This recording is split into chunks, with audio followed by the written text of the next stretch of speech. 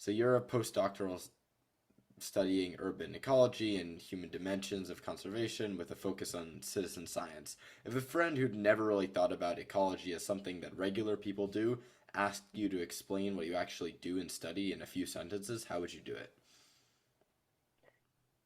Yeah, so I guess first and foremost, most broadly, I'm an ecologist, and ecologists are interested in the interplay between organisms and their environment. And I've always been interested in nature. I loved catching snakes and turtles in the creek near my house, and this is a career in which you can continue to catch snakes and turtles in creeks. In my particular case, I'm more studying birds in cities now, but yeah, in broad strokes, I'm interested in the species that we share our planet with and how they exist in the world, how they interact with their environment, what do they eat, what are their senses, what are the relationships they have to other animals, how are they affected by environmental changes, those kinds of things broadly are all very interesting to me. But in particular, my work is focused, at the moment at least, on urban ecology, which is trying to understand better this the urban ecosystem, which is pretty new in thinking about the grand scale the scale of life on Earth and ecosystems that have existed, but is increasingly important for understanding the impact we're having on the world around us and on nature. And so I'm interested in understanding cities and places people have heavily influenced the environment as new spaces in which species are learning how to get by. And yeah, in particular, right now, I have a couple of different projects, one on urban birds and another on indoor insects. Yeah, so a lot of your undergrad work was on rattlesnake evolution, then your PhD more pivoted into how people engage with environmental science. Was there a specific moment or project or particular experience that made you shift from studying animals to studying the human studying animals? And is that type of pull still there in your work? Yeah, that's a good question. Yeah, in undergrad, yeah, I studied snakes, pretty straightforward ecological research. And then after undergrad, I worked in a museum for a few years in North Carolina, where I was helping organize big science-oriented events around insects and astronomy and other scientific topics. And I think through that experience, that fostered in me more of an interest in yeah, what we call sort of the human dimensions of ecology and conservation. So not just looking at the animals, but looking at the relationship between humans and nature. I have had a long-standing interest in not just the science. I'm interested in art. I'm interested in writing and poetry, and was a freelance science writer for a long time. And yeah, have a number of different threads that bind me not just to the science, but also to our relationship to nature. Yeah, so when most people hear the word citizen science, they picture, I think, a more casual form of science, somebody logging birds or doing something like that in their backyard, but they don't really picture it shaping real environmental research or policy. What's something that about how citizen science actually works that would surprise the average person? Yeah, citizen science is one of the more important developments in ecology in the last 50 years, probably, because while at the individual level, people contributing an observation of a bird here or there might not seem like very much in aggregate, it creates these really amazing databases that we've never had access to before of at a global scale what different organisms are doing and where they are and how they're moving through the landscape. Some of these projects, like eBird, are some of the largest ecological data sets that have ever existed. eBird has over 1 billion observations of birds from around the world that enables us to make these really fine-grained maps of bird migration over time all over the world. Some species in eBird are routinely observed every year at a level that approaches the number of individuals in that species that exist in the world. So red-tailed hawks, for example, which is a species that has I don't know, a few million total individuals in the species. Every year, there's over a million observations of red-tailed hawks in eBird and other large databases like iNaturalist. Similarly, they're just so big that you can do a lot of amazing work with them. And so that's one of the main ways in which citizen science creates opportunity at scale to create really large databases that you can do a lot of really valuable science with. Yeah, so you have an ongoing project on the impacts of war on citizen science, which is a connection a lot of people probably would not make.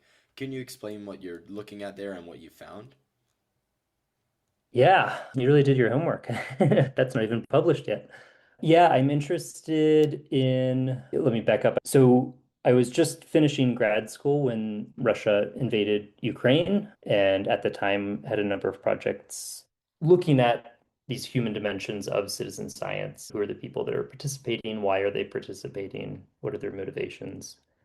And that global event of the war in Ukraine starting led me to think a little bit about how, in some small way, there might be an impact on people's experience of nature via citizen science as a result of the war. And so got in touch with some ecologists in Ukraine who were also interested in citizen science in their country and created this project that we're hoping to publish in the coming months, looking at, as a result of the war, what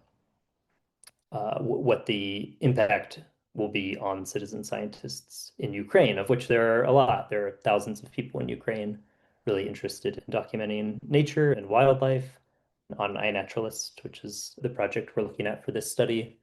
And yeah, we've seen pretty steep declines in participation, as you might expect, while at the same time, even in some places that have been really heavily impacted by the war, we see sustained participation, at least among some people, which is telling us that citizen science is really important to people's lives, that they would continue to be motivated to go out and document butterflies or trees or whatever it is, even in the midst of in the midst of a conflict, even probably in some cases putting themselves in danger to do. And just from a human condition perspective, that's like it's worthwhile to consider that is happening and why people are doing it. What meaning does nature or does documenting nature have in people's lives to such an extent that they do something like that? Yeah, so you're a very trained science communicator, AS Mass Media Fellow.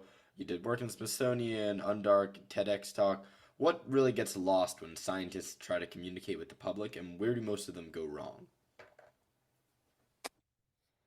One of the main pitfalls people fall into when it comes to science communication is what we call the deficit model of science communication, which is essentially a flawed theory that the way to get people to believe in and change their minds about scientific topics is just to give them information, for you to be the repository of scientific data and information about the world, and to take that and deposit it into someone else's brain. It's a very top-down idea about one person has the knowledge, has the training, and other people that, whatever it is, if they don't believe in climate change or evolution or something, it's just a matter of providing the right data from on high to get them to change their minds. And that's not effective. We know from studies that style of communication doesn't get people to change their mind about controversial topics, at least.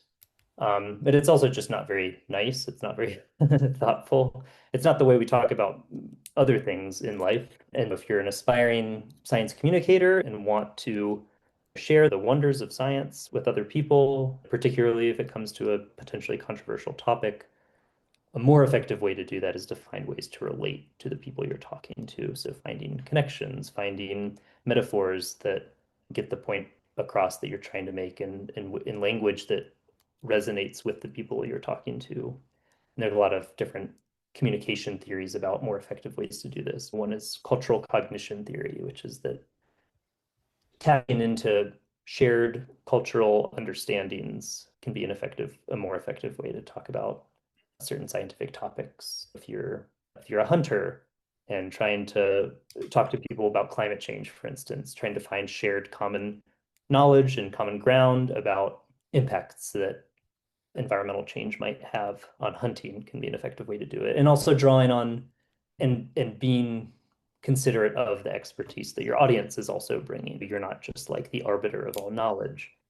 Most of communication, if you're thinking about talking to your anyone in your life, is like, where do we find the shared ground? Where do I lean into something about, and I know something about, and we meet in the middle.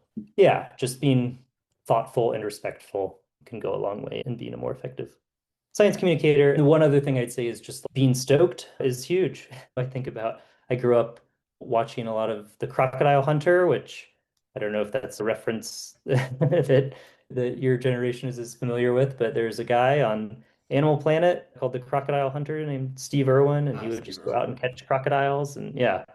and he was just perpetually stoked about wildlife, and that kind of uh, motivation and excitement is contagious and is another way to, if you've dedicated your life to some topic, you should try to be excited about it when you're talking to someone else about it. Yeah. On a scale from 1 to 5, 5 being the most urgent, how worried should the average person be about the disconnect between everyday people and the science of the natural world around them, and why that particular number? Hmm,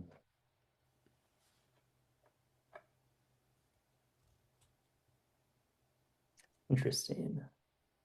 The disconnect between people and environmental science, that's the Yes, question. that was the general framing of the question. Yeah, a four probably, 4 out of 5. The world is changing around us and in a lot of quite negative ways, and negative not just for really quantifiable reasons like impacts to our health. And there are lots of impacts to our health of increased wildfire smoke or something like that, but also just changes in our relationship to nature because there's less nature, because it's less in our lives. I think that's just a loss in and of itself. You used to be able to observe shad migrating upriver along streams all over the eastern seaboard, and they were so thick you could walk across them without getting your feet wet in the creek.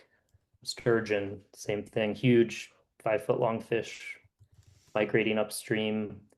There's all these magical, powerful experiences in nature that we no longer get to experience because of the changes we've wrought on our environment. And it is, I think, a loss in and of itself. Yeah. So, what's going a little bit more positive? What's one specific thing that a regular person who's maybe not a researcher or someone with a specific science background, what's something that they can do that actually contributes to ecological knowledge or conservation in a real way? Let's see. Your most, probably the most powerful impact, tangible impact you can have on supporting conservation is voting. We live in a representative democracy where most meaningful change happens as a result of the people we elect to be in charge of making decisions about what our country is doing. And our country has quite a large impact on the environment at scale. And we have a choice in what that impact is through how we vote. And so I would say if conservation is important to you, supporting candidates for whom conservation is also important is probably the most important thing you can do, and probably a lot more important than consumer decisions you can make about recycling or turning the lights off when you leave the room or something like that, which are easy to point to, but also shift the blame away from the structural factors that have gotten us to where we are and puts it on individuals who, at an individual level, have very little impact. Yeah, But if you want to do something as an individual that feels more tangible than voting, buying an electric car, if you're going to have a car, remains about the only consumer choice that has a meaningful impact on reducing greenhouse gases globally. Same with reducing your meat intake. If you if you own property and have a yard, trying to plant native species as opposed to non-native species supports native insects, which feed native birds, and that can make an impact in a local way on supporting biodiversity in your area. Yeah, those are all things that come to mind. yeah. One or two more questions. So, I asked this to basically every scientist, who are a few scientists or thinkers that you think I should interview after you? They don't have to be in your specific environmental sect. Let me think about that. I guess these would be scientists who are good at relating to the public or have interesting things to say that sort of cut across the noise you're talking about at the beginning of commentators. If these are people that aren't just like famous pie in the sky people, you should talk to